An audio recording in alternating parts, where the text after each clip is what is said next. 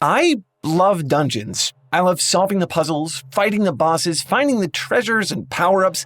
I'm not even going to tell you how many hours I've sunk into games like Silksong and Cult of the Lamb. It's a lot. In all that time, though, one thing that never really occurred to me, these dungeons don't make a lot of sense. Before you say anything, I know I'm not here to nitpick fantasy stories for realism. Logic doesn't apply quite the same way in a world where magic and dragons exist. But I've been thinking about all the dungeons I've explored in the past, and out of context, a lot of them do kind of have me like, why? What even is this place? Who would build this? Why would the Lich build a whole maze full of traps to hide his treasure and make it fun to solve? How come the exact item you need to survive the dungeon just so happens to be here in the dungeon with you? Who would ever make that choice? Who put the puzzles and treasure chests and mechanical button-operated doors in this whale's stomach? Now that I'm thinking about it, there's kind of a lot we tend to overlook about dungeons. They're not just weird, they're hard to define at all. A dungeon could be a randomly generated structure with potentially endless floors. It could be a castle or a labyrinth or a temple. Some dungeons aren't even man-made. They might be naturally occurring ecosystems overgrown with vegetation and crawling with monsters. Somehow, we just know that all of these things are dungeons. We don't really question what a dungeon is or who built it or why it exists. The logic of dungeons doesn't really matter when you're this close to solving the puzzle or beating the boss. The dungeon just comes with the territory. They're part of the language. So we accept them for what they are. Dungeons are so ubiquitous, so ingrained in culture, it took me this long even to notice how weird they've actually become. And now I can't stop thinking about it. What even is a dungeon?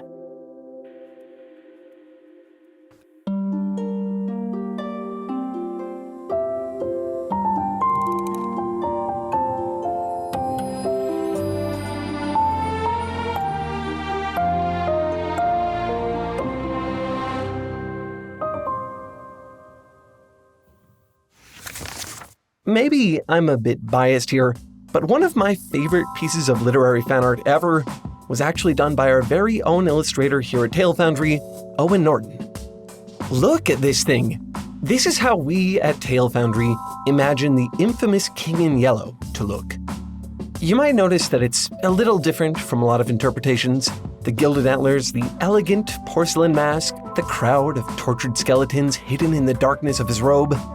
I know, I'm a bit of a cosmic horror buff, but I still get chills every time I look at this. It's just a really, really good work of art. And look, here it is hanging on someone's wall, and someone else's, and a bunch of other people's.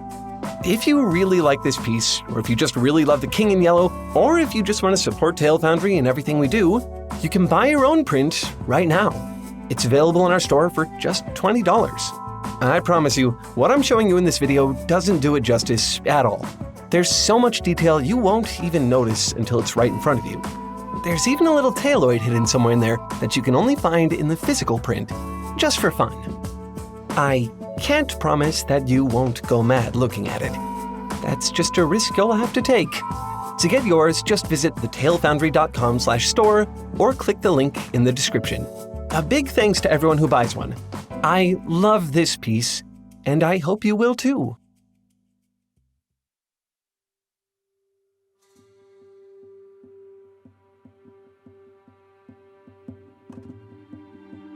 Back in the early 70s, game designer Dave Arneson created a little role-playing game called Castle Blackmore. This was an experiment, a tabletop role-playing game before TTRPGs were really a thing. Castle Blackmore was set in a complex city, alive with characters and social systems all centered around the eponymous castle, Blackmore. It was intended to be a socio-political sandbox. Arneson's players could do anything they wanted, be anyone they wanted to be. But what got them really excited was what they found beneath the castle. If you've ever DM'd a tabletop game before, you probably know exactly how this went. The players really wanted to know what was down there. Even though Arneson didn't plan much for it, it wasn't built as a dungeon, at least not the way that we think of them today. It was a prison chamber, a practical space with prisoners and guards, a few monsters and treasures to keep things interesting. It didn't serve much of a narrative purpose. It wasn't designed for exploration. It was a dungeon in the most basic sense possible. That didn't stop the players. They obsessed over it, venturing in again and again. And Arneson, to his credit, understood the assignment. He expanded the dungeon, adding more rooms, drawing maps of its layout, slowly building it out layer by layer. What started out as a curious impulse soon became the heart of the whole Castle Blackmore experience. It was addictive, compulsive. Something about this space kept the players coming back over and over, despite the sprawling world begging to be explored outside of it. The idea would turn out to be so popular, it eventually outgrew itself. Arneson would go on to work with none other than Gary Gygax, who many consider to be the father of D&D. In fact, this is how Dungeons & Dragons was born. The two would refine Castle Blackmore's dungeon mechanics until, eventually, it became an early incarnation of the game we all know today. The prison beneath Castle Blackmore was the first modern fantasy dungeon. It was also, a literal dungeon. It didn't start out as a multi-floored labyrinth or system of puzzles and treasures with a boss battle at the end. It was just a prison underneath a castle. Nothing much more to it than that. Before dungeons became an archetype, this is what you could expect them to be. A small, straightforward, practical space. Once upon a time, dungeons were just dungeons.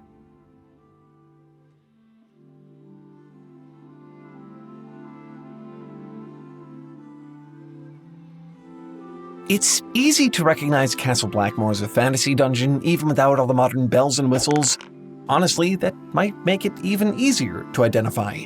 People wanted to explore it. They wanted to fight monsters and find treasure. None of that has changed.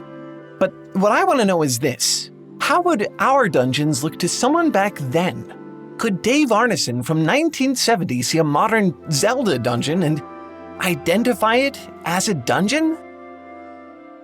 This is the City in the Sky, the 7th dungeon in The Legend of Zelda: Twilight Princess. It's plain to see this is very much not a literal dungeon. For one, it's not a prison.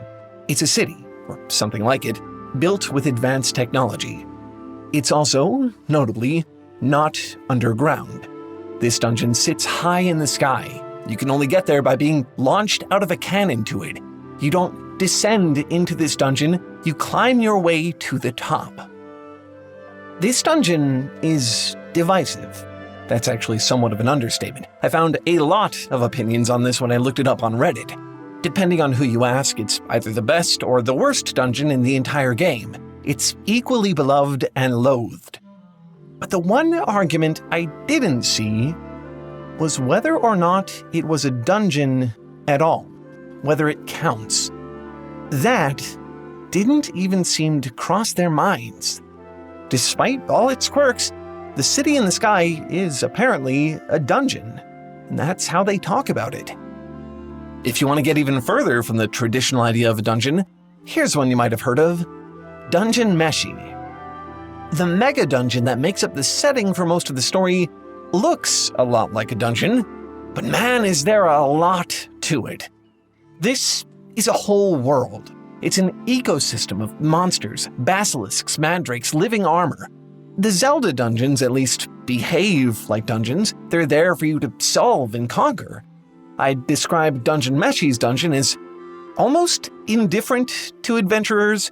There's a kind of self-sustaining, internally consistent logic to how things work there. Each floor of the dungeon contains unique ecosystems, complete with their own food chains and biomes. The monsters don't just exist to defend treasure or be slain, they live here. While this dungeon is technically enclosed and it is underground, it doesn't always look like it. Many of its chambers are vast open spaces with flowing water. It even has false skies, complete with day and night cycles that the local wildlife depend on. It's less of a man-made structure and more its own independent world. Dungeon Meshi is surprising. It's subversive. It challenged a lot of my assumptions about dungeons, how they work, how we should interact with them, why they're there at all. But as radical as it is, I just don't question if this is a dungeon. It's called a dungeon. The characters treat it as a dungeon. I really don't see a reason to disagree. Despite everything, this feels like a dungeon to me. I think there's more going on here than just a passive, collective acceptance that these are dungeons. The author of Dungeon Meshi didn't have to call the setting a dungeon. Most of the Zelda dungeons are called temples. One of them is just a big fish. One of them is a tree. But I don't think that matters, because no matter what they might be called or what they look like, we can still identify them this way. They're dungeons that have almost nothing to do with the literal definition of the word dungeon, which I guess means that dungeons aren't just dungeons anymore. There's something more, something bigger.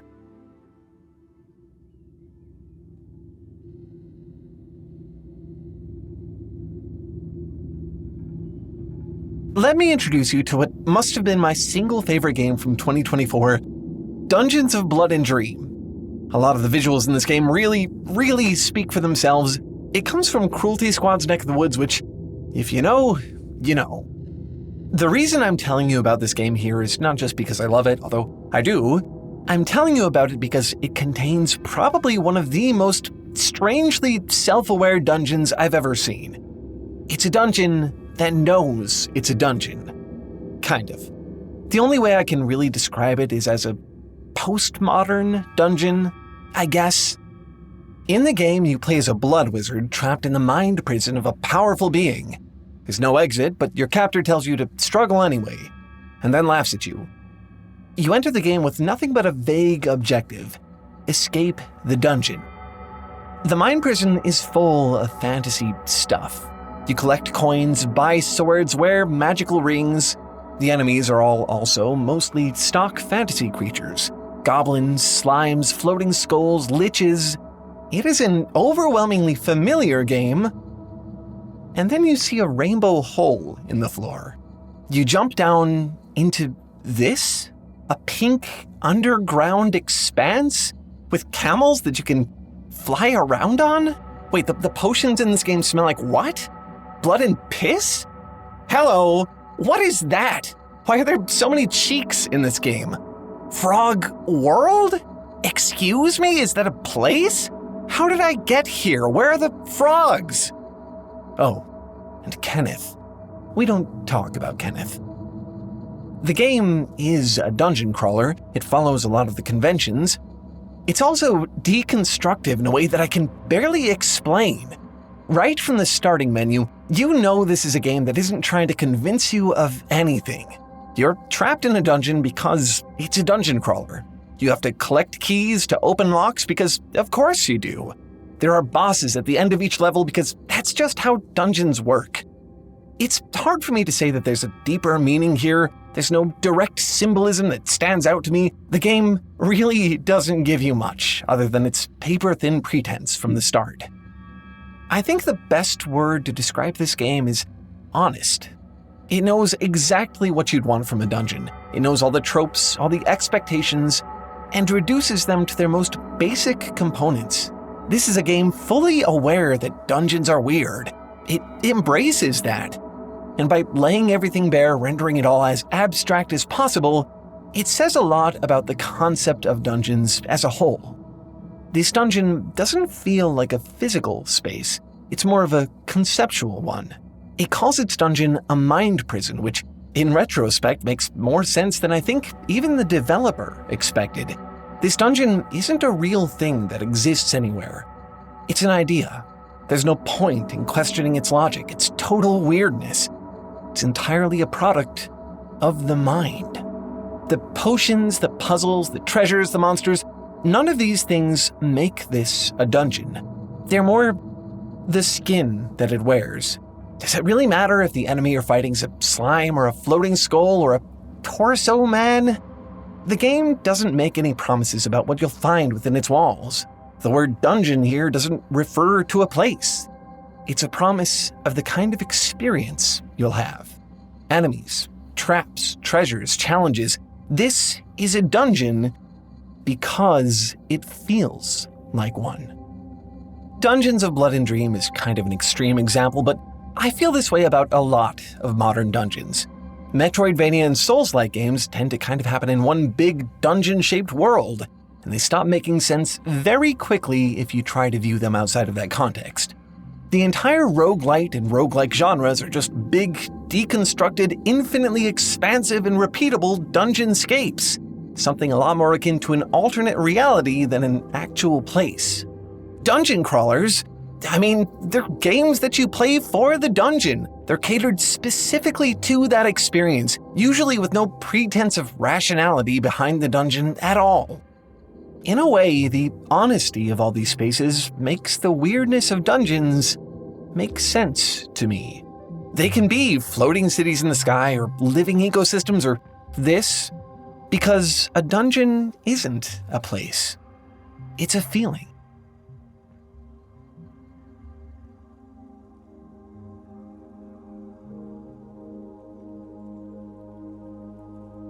When you play Zelda or D&D today, I imagine the feeling you get is not unlike what the first players of Castle Blackmore felt. It's all there, really, all the same basic elements, the anticipation of unlocking a door, not knowing what's on the other side, the thrill of battling monsters and opening treasure chests. Even Dungeon Meshi captures that feeling with its ecosystem of creatures to discover and catalog. What was once just a prison under a castle has since become a conceptual playground. A place where anything goes as long as it gives you that bespoke sense of exploration and adventure. A switch that alters gravity? Sure. Lighting the torches opens a door? Why not? A whale with puzzles and treasure chests throughout its guts is decidedly bizarre as a whale, but as a dungeon, it kind of makes sense. I don't think anyone enters a dungeon thinking about believability. We don't plunge into each chamber wondering about the realism of the space. When I go into a dungeon, I'm there for fun, to scratch that itch for adventure. I enter the dungeon knowing it was built for me, the adventurer. That's part of the appeal. In a way, it's almost comforting. I don't think there's an exact word for that feeling. The knowledge that someone has created a space specifically for us to have all these incredible, fantastical experiences in, and the excitement of plunging into them. So I think we call it a dungeon. Because at this point, what else can we possibly call it? The thing that makes me most excited about fantasy dungeons is how unapologetically creative they are. If you've ever heard of the rule of cool, this is where you see that on full display. They don't have to be logical, they don't have to make sense. The only thing that really matters is that they're fun. When you play D&D or Dungeons of Blood and Dream, you can tell that someone made those dungeons because they want you to enjoy them. Or they want to scare you or weird you out. Look, the point is, there's something really human about that. The idea of making an experience for the experience. And I really, really like that. Unfortunately, the same can't really be said of the internet these days. You've probably heard me gripe about AI slop before, me and everyone else. At least the procedurally generated dungeons were actually supposed to be fun. This stuff, it's just not the same. ChatGPT may be able to spit out all sorts of images, but could it ever create Kenneth? That sort of weirdness, I think that takes a human mind. Speaking of human-created weirdness, have I told you about Nebula yet? No? Really? Not even once? Well, if you love weird, experimental stuff created by interesting people, you will love Nebula. There's a ton of interesting stuff over there, from documentaries to podcasts to game shows. We even have an exclusive Nebula series of our own called Worldsmiths, where we talk about the inner worlds of the authors behind some of our favorite works of fiction. You can watch all of our videos there a week early, ad-free. And it isn't just us either. The talent here is incredible. Tirzu, Jacob Geller, Lola Sebastian, Kaz Rowe, one of my favorite video essayists, joined not too long ago. We even brought our friend Frankie from the channel A Bit Frank over to Nebula, and she already has her own series, a spooky travel show called A Bit Obscure. You want to know what the Giant's Playground is? The Moving Remains? I won't tell you. You'll have to watch her show to find out. If all of that sounds exciting to you, if you want to see a ton of incredible content you can't find anywhere else, I have even better news. Nebula is dirt cheap. If you use our link, go.nebula.tv/TaleFoundry, You get 50% off a year subscription, which comes out to just $250 a month. Or if you want, you could just pay one time and then never again. $300 will get you a lifetime membership. No matter how big Nebula gets, how ambitious its projects, you will always have access. Again, visit go.nebula.tv/TaleFoundry to get Nebula for just $250 a month or $300 for your entire life. If you want to live in a world less like X and more like Dungeons of Blood and Dream, Nebula is a great place to start. Hope we'll see you there. Anyway, that's all for this one. Thanks for watching and keep making stuff up. I'll see you next week. Bye!